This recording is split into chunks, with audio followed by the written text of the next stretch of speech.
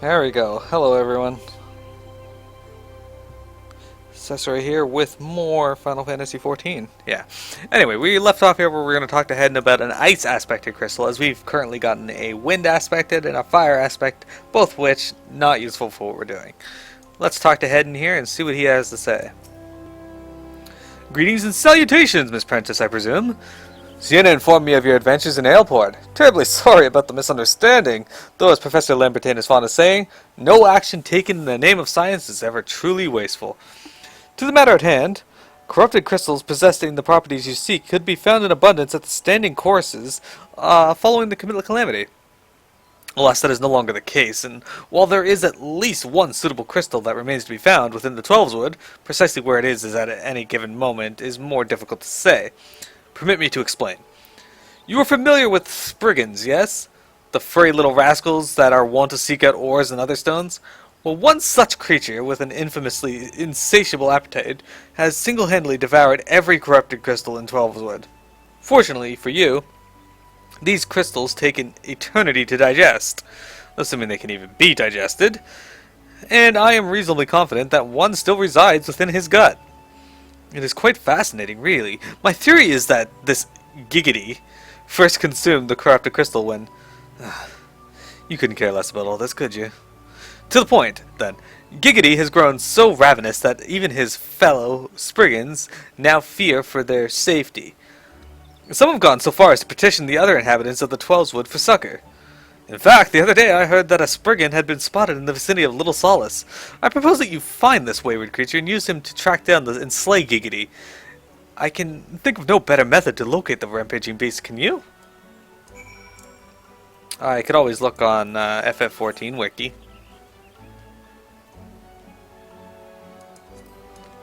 Ishrad we go. Alright. Piamet or Silly? Who gets to voice the Spriggan? Also, who played Camuxio? I think you were Camuxio. Because Frixio's the Elder, and Piamet plays Frixio.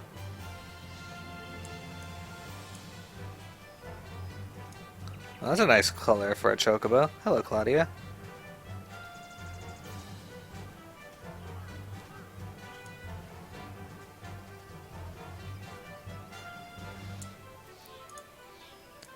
No, it's doing this damn flipping again.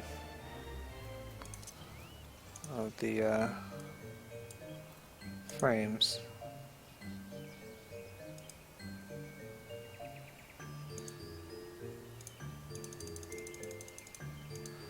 Apply.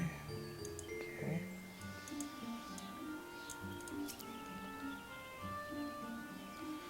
There you go, Silly. I will share screen.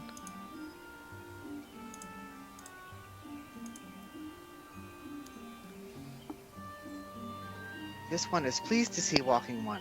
Has time come for this one to wreak furious vengeance upon the Imperial ones? Oh, so Walking One seeks Furry Ones. This one just saw Furry One wandering about. Was very worried for Furry One. Worried for Furry One's safety. Alright. Yeah, level up. Of Sylphs and Spriggans, Camuxio fears that the wayward Spriggan may be in danger. Furry One came to Little Solace in search of helpful ones. Asked these ones for aid and succor. But these ones could not do what Furry One asked, so Furry One went elsewhere. Went north into Lark's Call. This one tried to warn Furry One, but Furry One would not listen. Many vile ones lurks to the north, and touched ones too. Alright, so we are going to be heading north, it looks like. Maybe? Yeah, there he is. Okay. Turn off the share screen.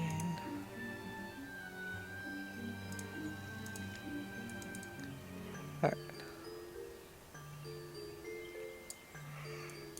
Off we go, hopping on squirms.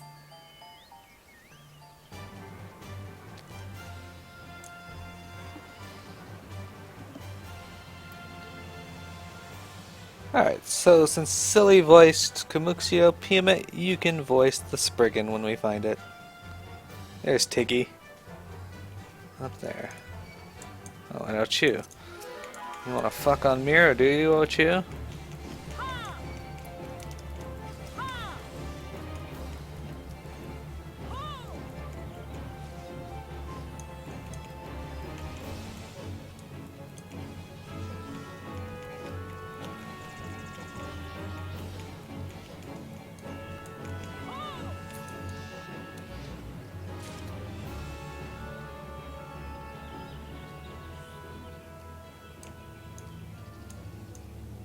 Okay, apparently I cannot jump, but there we go. Alright. As I don't know when the thing will speak, Piamet, be ready. We gotta go in and help Tiggy. A Spriggan cries out for aid.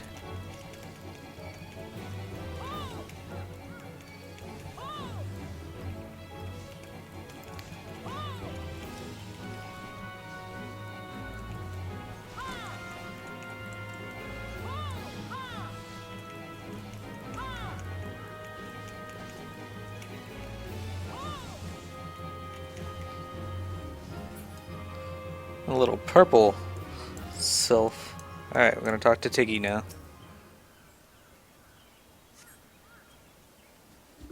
Tiggy, great stuff. Self bad self.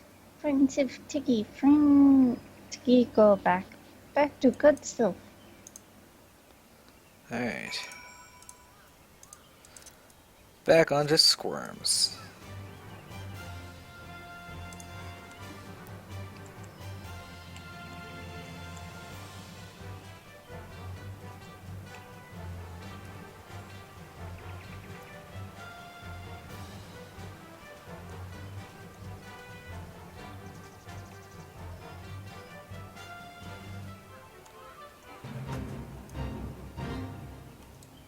Ah, Kamuxio. Okay. There's Kamuxio.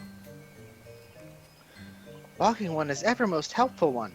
Furry One Tiggy spoke highly of Walking One's bravery, but this one wonders why Walking One first sought to find Furry Ones. Walking One seeks Furry One Giggity? Even these ones have heard tell of Hungry One. Furry One Tiggy asked these ones to hunt Hungry One, but these ones have no means to do so. Furry ones crave ores, yes? But Hungry One is clever and cautious. If Walking One wishes to catch Hungry One, Walking One must use very rare, very special ore. This one knows little and less of ore, but Walking One Merwin of Sanctum of 12 knows much. Walking One should seek aid of goldsmithing. Alright, so we are going to take a short detour for the rest of the stream here. And we are going to go to Corthus Central Highlands.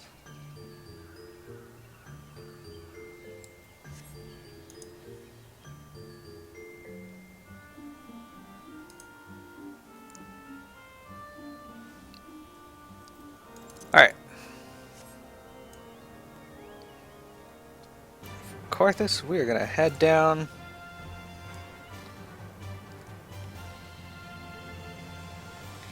to the observatorium. Hey, it's not snowing here. It's clear skies. Impossible. There's a balloon in the air over there.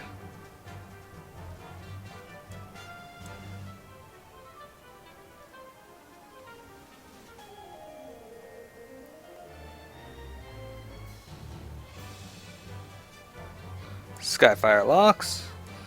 That big tower in the distance with the telescope on the top, that's where we're headed, just not the tower itself.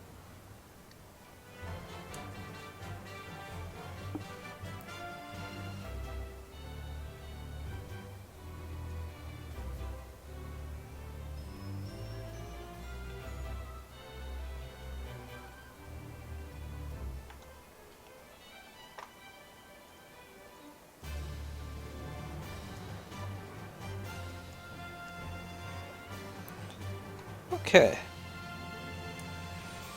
In here, and we are going to talk to Cario. Alright, so I can get a choice between these pieces of gear worthwhile. Fort of Fear. There are dark places that only an adventurer may illume, and Sir Carol is about to point the way to one such pit of peril.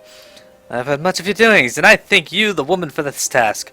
To the west is Zamail Darkhold. 'Twas meant to serve as the new keep of Lord Zamail, ever a friend to House Durandare. But before the masons and carpenters could complete their work within the caves, hordes of void scent appeared and drove them out. In the years since, the creatures have consolidated their presence. As such, we officially petitioned your assistance in reclaiming the Darkhold. As arrangements have been made, you need only give your assent. Speak with Sir Ophelia at the ingress, if you are with us, and she will tell you what you need to know.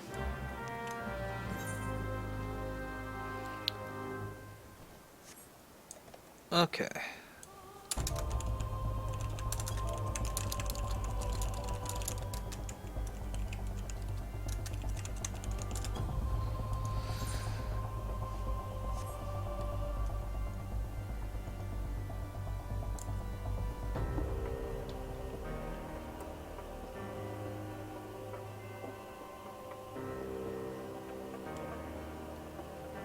Alright, we're headed up here, I think.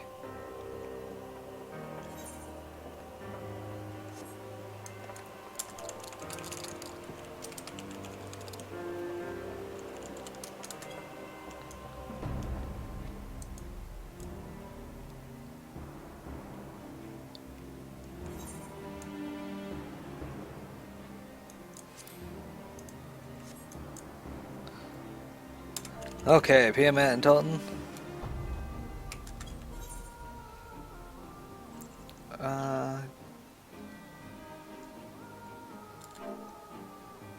That depends. Silly, do you want Lilith to go? That's fine. That means I can leave and go to the gym and be back faster. Yeah, that's fine. Well, it has been a pleasure. And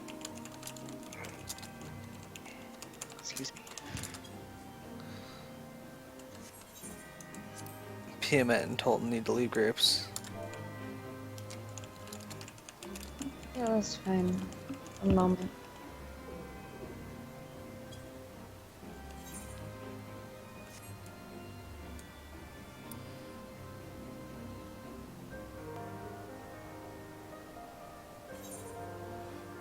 I think floor 48 is too long for the stream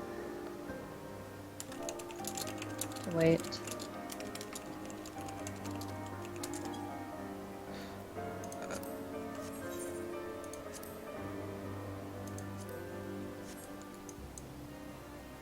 Yeah, I only have 33 minutes. So I will queue us in so he can go do his thing, that's fine. Once PMA joins.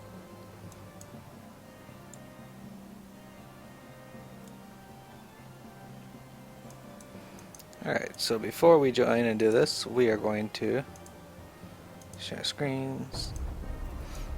This is a lady elf, and you get to voice her. Welcome to Dismal Darkhold, built to withstand all Dravinian ploys and plans. These were natural caves behind me until House Zamail began to enlarge, connect, and fashion them into a stronghold. Alas and alack, the void scent struck, interrupting the work. Alas. Then in the confusion, Garleans infiltrated the keep. Alack. All in all, 'twas a fine mess. Garleans were eventually forced to retreat, of course, but the void scent remained, and so the fortress goes uncompleted, a home for abominations. Woe is us. Yet the war with the dragons rages, and we have no nights to spare for this noble mission. Even I am here strictly on a very long lunch break arranged by Sir Carilot. Please see to these abominations, Madame Adventurer, Madame. I have much prowess with the paperwork, should you require aid of that sort. Alright, let's get ourselves a new chess piece.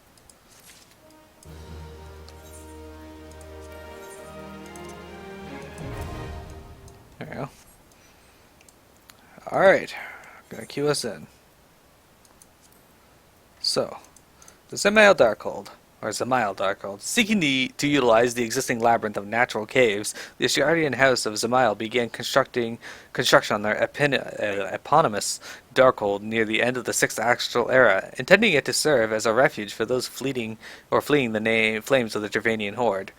When the house's digging was uncovered an entrance to the void, allowing an army of void sent into this realm, however, they immediately abandoned their plans and withdrew from the subterrane, sealing it off so that they might contain the otherworldly invaders within.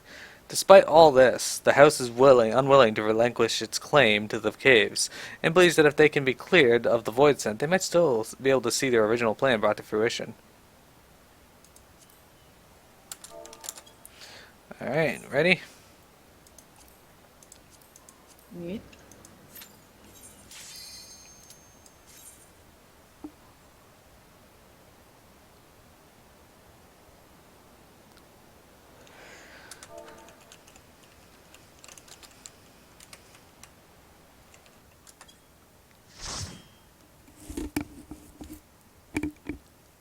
Alright, time for some Zemail Darkhold.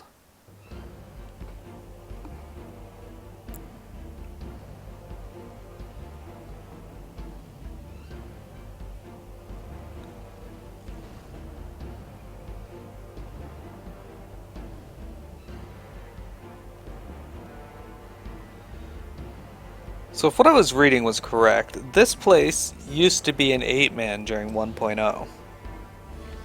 Well, 1.x, whatever patch it was released with. But during that era.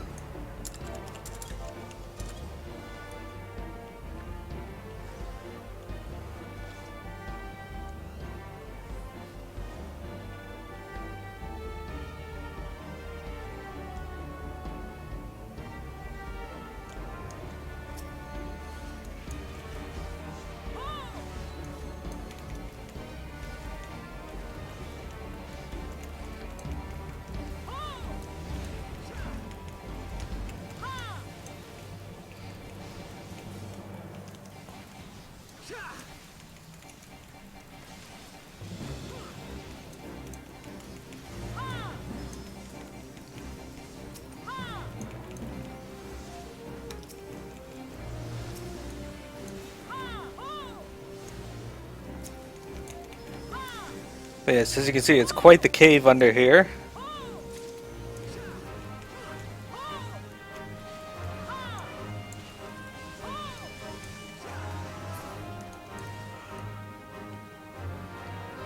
At least they gave that one a bottom.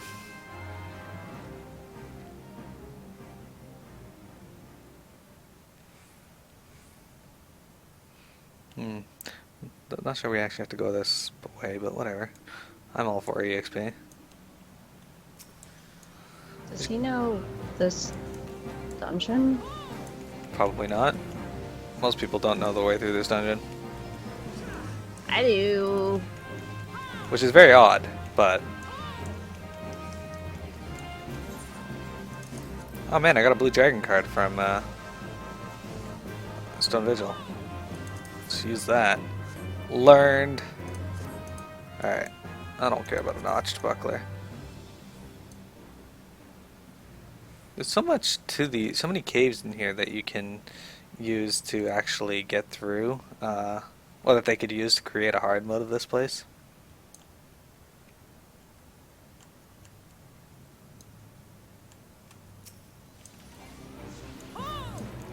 So you want to kind of be in the light, because there's something called the All-Seeing Eye, which flies around these paths doing an attack called Eyes on Me. Right there it is. And that's the attack he uses right there. It actually does a significant chunk of damage, unless you're in these crystals. These crystals, this blue light, protect you, so you don't take much damage at all. Now, what a lot of groups do that are actually used to being in this dungeon is they'll grab every monster and drag them to the last blue crystal, because it lowers the amount of damage you take while you're in there anyway. And then you just AoE them down.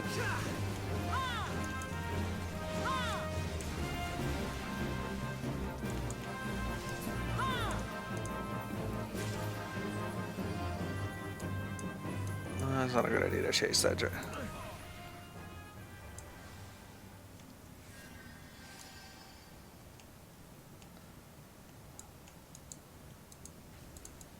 There he goes.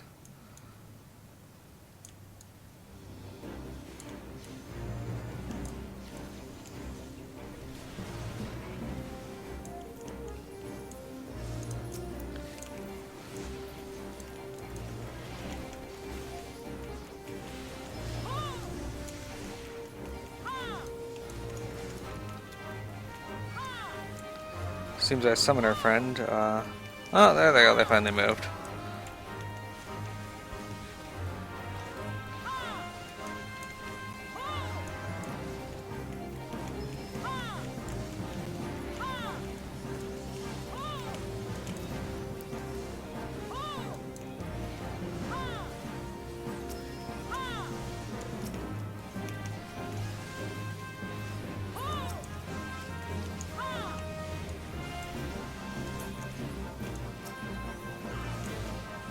I don't like when tanks immediately cast protect when entering the instance. It's like, come on, give me a fucking chance. I'm not.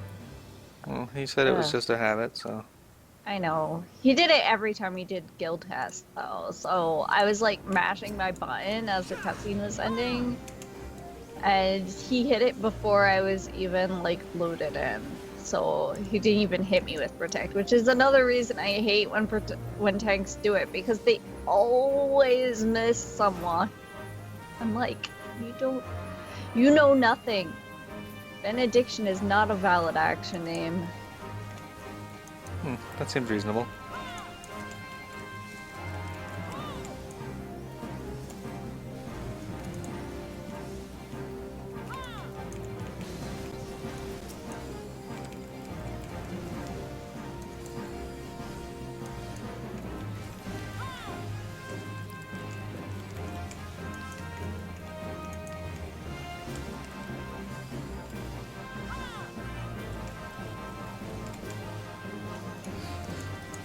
So you're going to consistently see Magitech Terminal 4 begins counting down. Magitech 4's timer resets. Why is that? Because Tolton is continually, and Piamet are continually standing in the countdown, but they're sidestepping the Hedgemol's attacks spine stream that they do. And then it's actually relevant to the dungeon, what they're doing. It's just they're not going to be able to as long as these moles keep attacking them.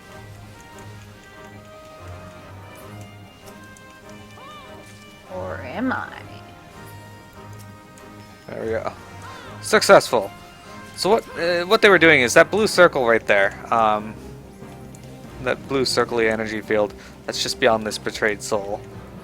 You have to basically stand in it. The more people that are standing in it, the shorter amount of time you have to stand in it.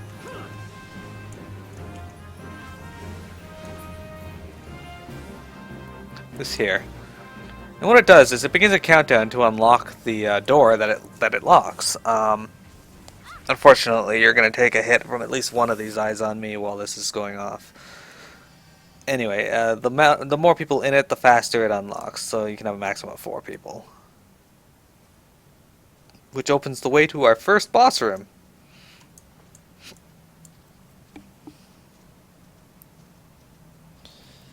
Which, if you guessed it, the first boss is the eye that has been being an asshole this entire time. I don't think you can pull him yet, Holton. There, now you can pull him. Maybe I should have tanked this. That's all good, I don't mind. We gotta get RFC involved, so... So the basic premise here is you want to tank him in these eyes, in these crystals, because he only takes damage while he's under the effects of these crystals.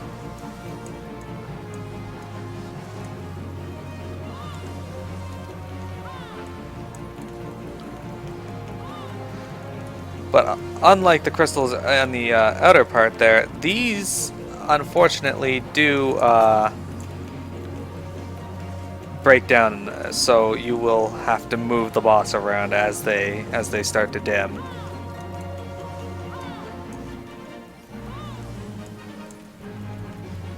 There you go. It begins to dim. So Tolton's got to find the next crystal, which is just behind us, actually. There he goes. He's moving.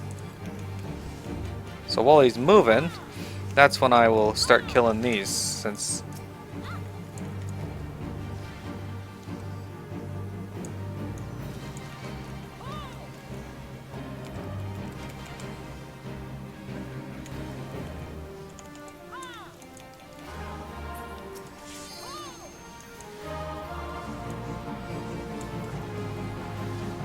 he's invulnerable.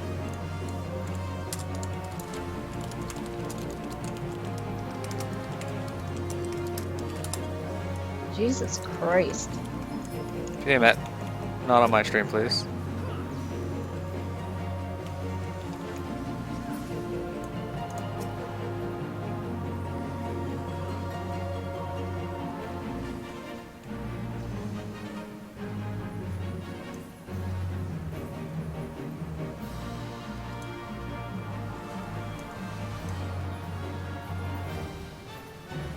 There we go.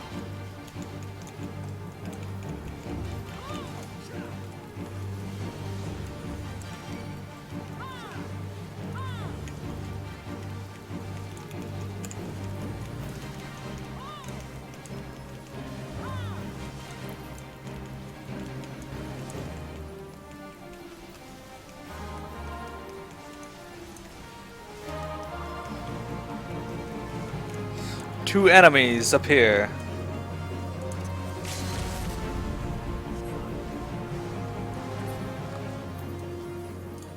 And Miro kills it. Anyway, there's 4 crystals around the room that you can move them to, but they kind of light up in a particular order, and it's not a guaranteed order, it just kind of happens. Hey, look at that, a chess piece for Miro.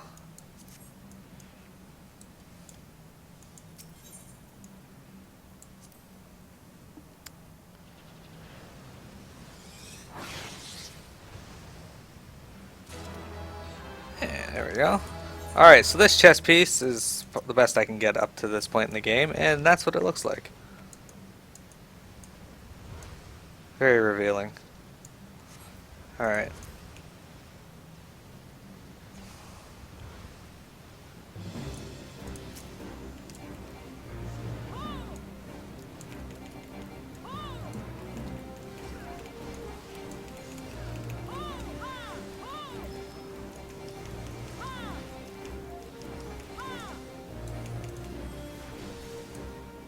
I guess I could have just done that. Oh well.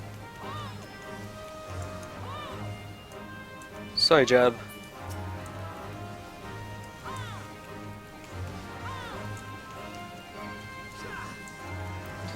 This area is another pretty big, impressive cave. Unfortunately, we won't be exploring the whole thing because most of it's just a bunch of dead ends.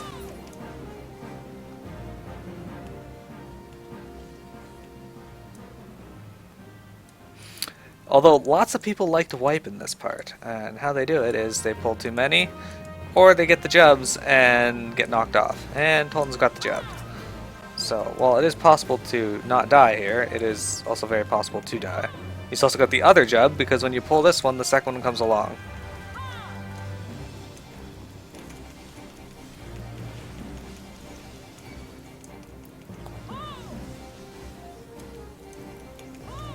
And he's got a lot more payment.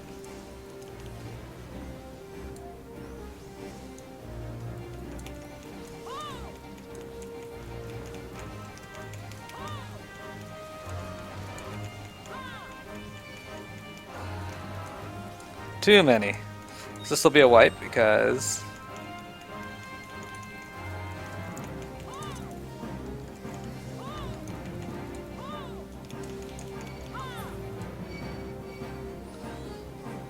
And down Miro goes.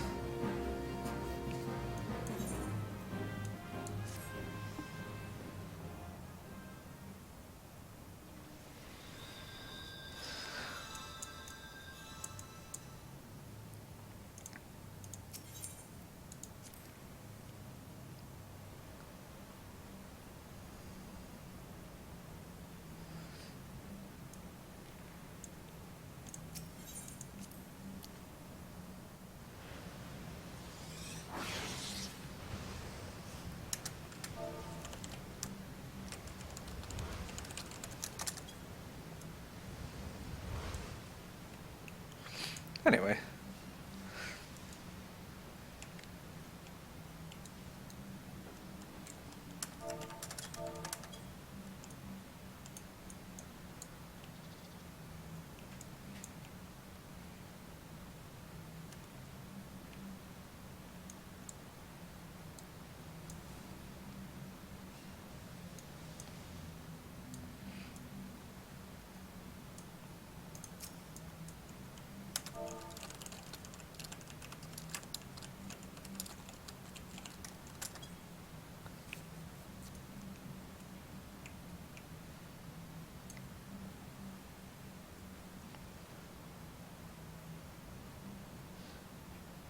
Anyway, as you can see, a wipe is extremely possible, and a lot of groups do that. I've seen new tanks, old tanks do it just because they forget how to tank, or well, not necessarily how to tank, but how to pull the various pulls in this tight hallway.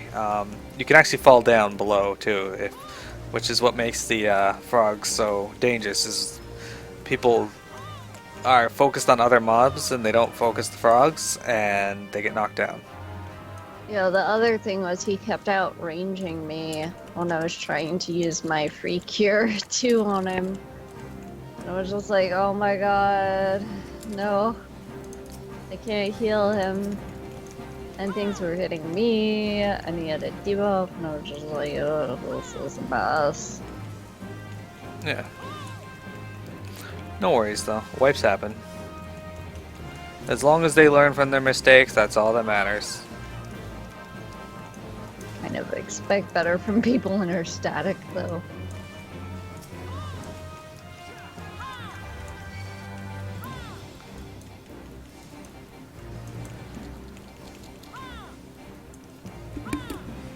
Also, I asked him not to protect, and he still did.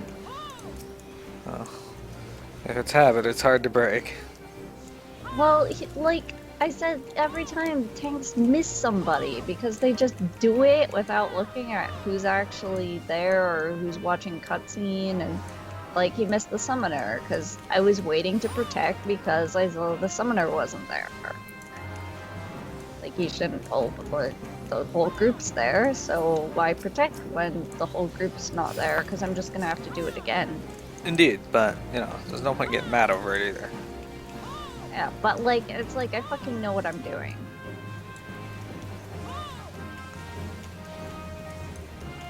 Like, hopefully he knows that.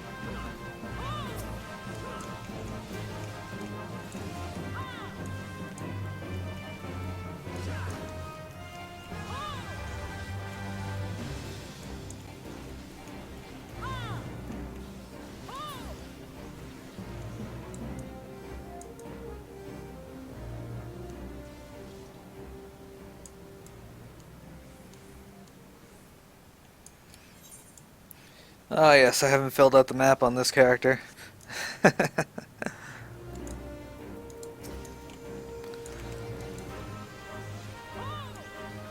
Yes, this is a fairly tight cave. As you can see, there's lots of glowing crystals around. Those crystals can be kind of annoying because they actually explode and do damage if you're standing in their field.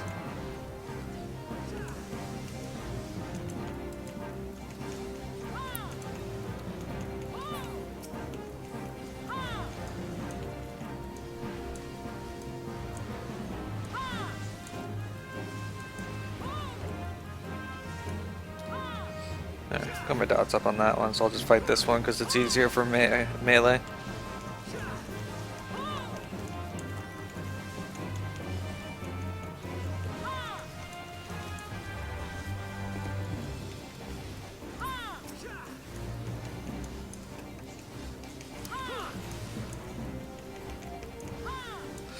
damn cursor keeps throwing around itself is annoying. Anyway, so yeah, we gotta go through these, and they do that, which makes traversing that path a little annoying at times.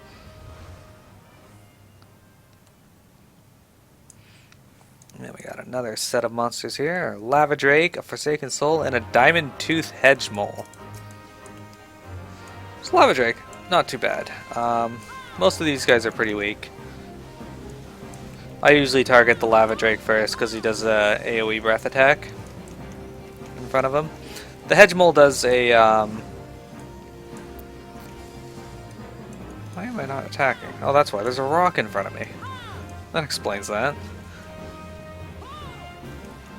You know, there might be a block in front of you and Tolton there. The Hedge Mole also does a frontal line attack, not really a cone. Or if it is considered a cone, it's a very narrow one. And the Forsaken Souls, well, we fought them already. They tend to just do an AoE around themselves. That's annoying for melee.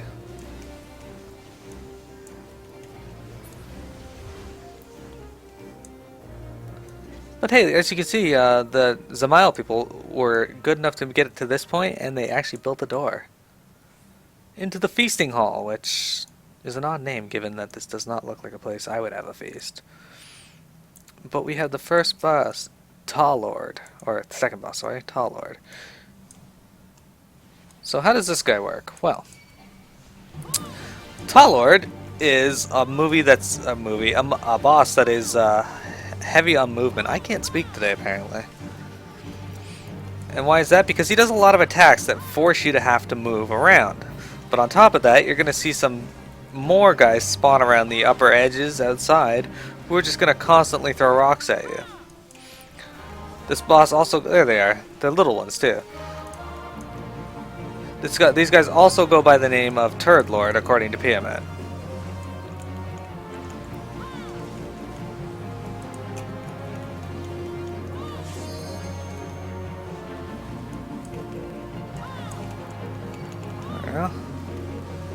We got Demolish up.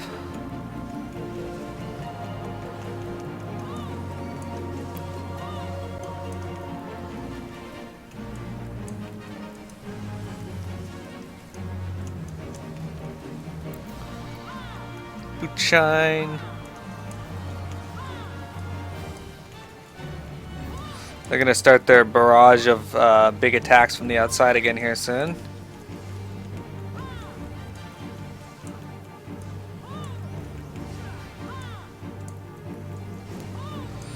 You still gotta dodge his attacks too while you're dodging these. So fortunately, he keeps picking Tolton for them, our tank, instead of using the back elbow drop that he can do.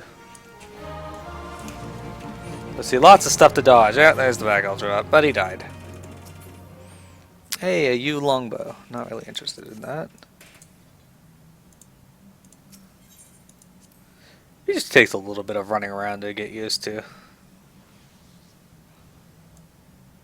Alright, so this next area is fairly short. There's just a lot of monsters to kill between here and the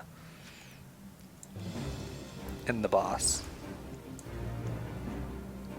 Tolton, these guys are ranged. There you go.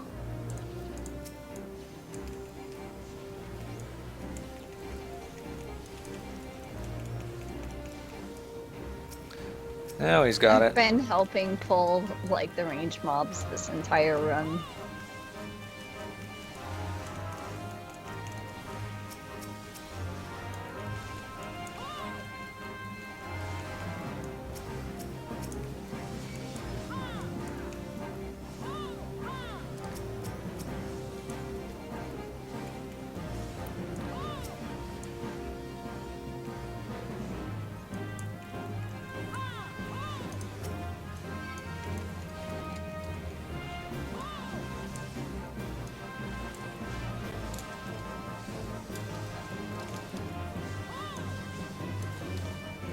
Just jumping and attacking at the same time, because that Forsaken Soul's an asshole.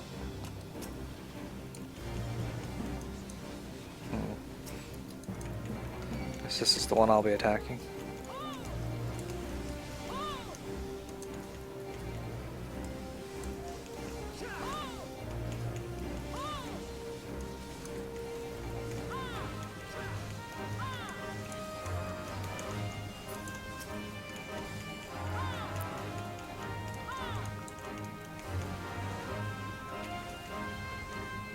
So up here we got another Forsaken Soul, but we also have a Lava Drake.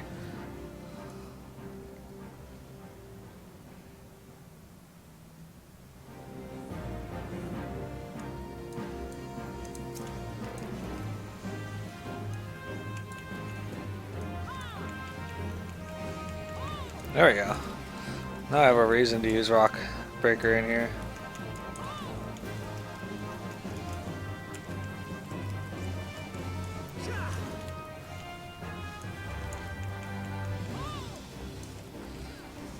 There we go. And he's beating down these lava drakes. Or lava drake.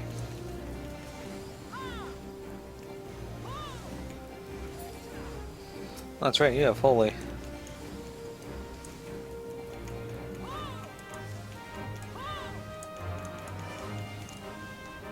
For the longest time, Holy was like the single best AoE spell in the game. Which is funny because the healer gets it.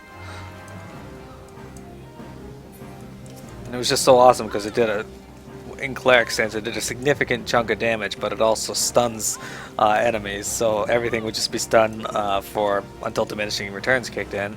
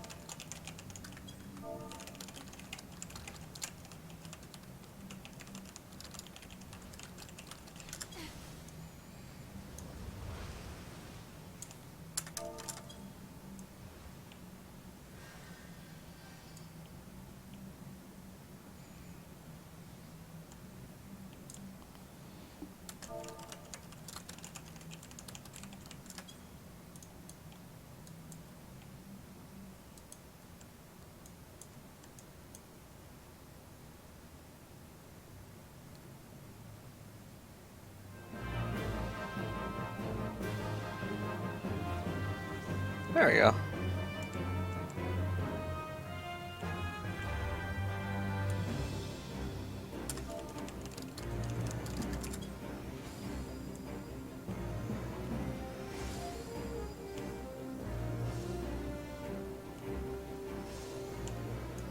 Oh, you got them all. Alright.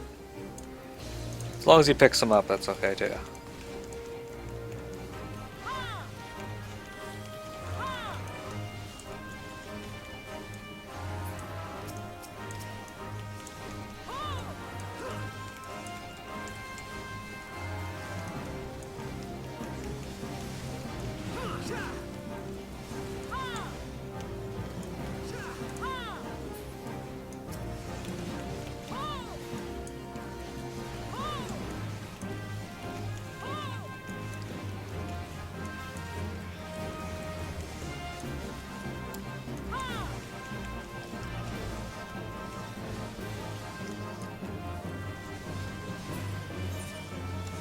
Need to prepare my gear.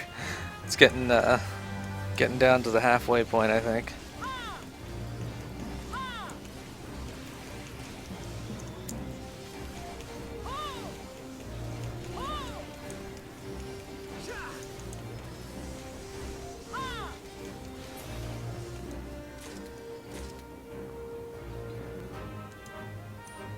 Okay.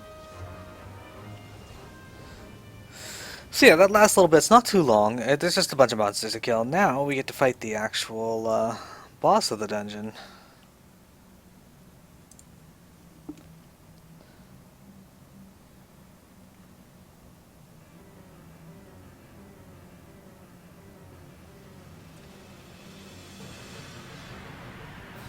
There's some pretty cool looking swords.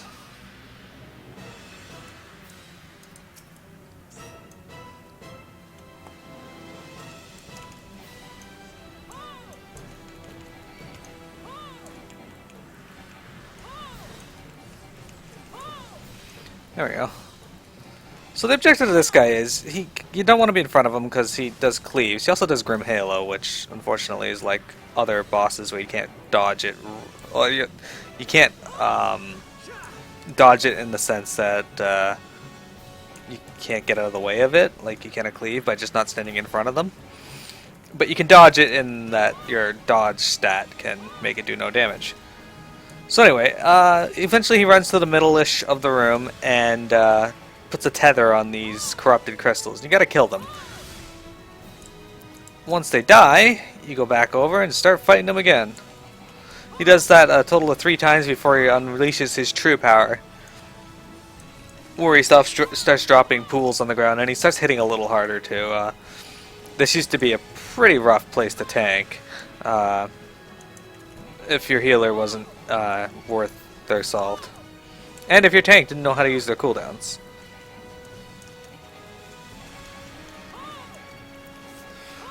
I never quite knew when to use cooldowns in this fight though, because oftentimes DPS is so high that... oh yeah, and while you're killing the crystals, he chooses victims, as the screen says.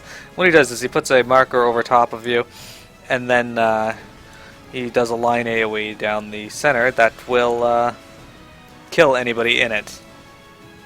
Except maybe the tank. The tank might be able to live through it. But your healer will probably hate you.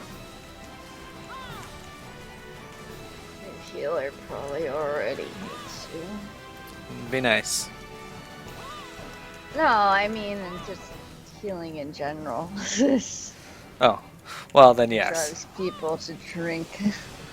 Healing in our MMOs tends to make healers hate people anyway.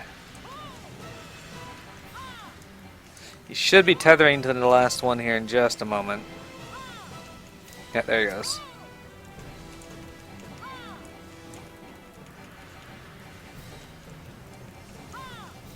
Should be picking his next victim. It's not me, it's somebody else. I'm guessing the summoner. Or Tolton. Looks like it's Tolton. Perfect. Alright, now is when he will unleash his true power. And I shall limit break him here in just a moment.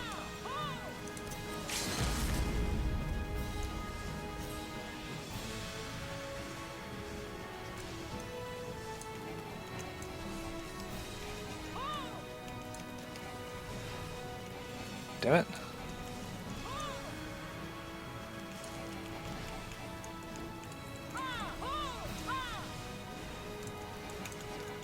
I forgot how much of an asshole this guy is too. He likes to walk around and look at other people.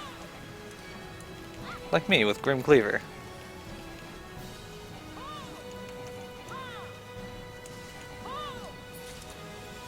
Hey, I got an Ironman card.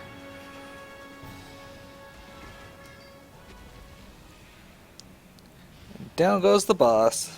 Betrayal defeated. A Sentinel's Coletta. That would be a tank card, I think.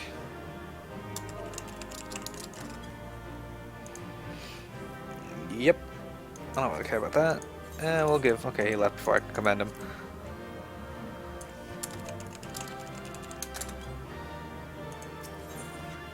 And we shall leave. And that's the optional dungeon, Zamile Darkhold. It's not part of the story, I just decided to do it now since we had time. That said, everyone, I'm going to end the stream here on a high note that we just finished the side dungeon there. Next week we'll continue our quest on to kill Garuda. Have a good one, everyone. See you tomorrow for Final Fantasy XI.